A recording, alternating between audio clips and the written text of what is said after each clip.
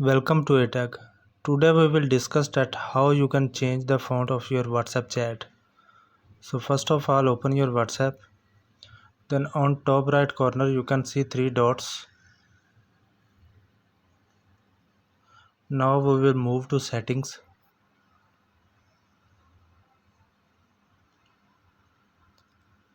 In settings you can see different options, but we will move to chats.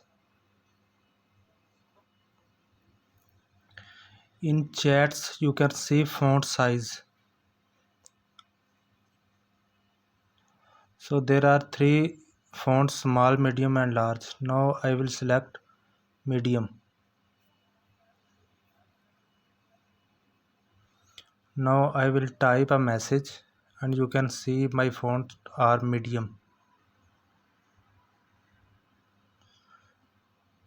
You can see now I will change it to small. So I will repeat the process. Go back, click on three dots, go to settings, then chats, font size. Now I will select small. Now you can see all my chats are now in small fonts. So now I will select large.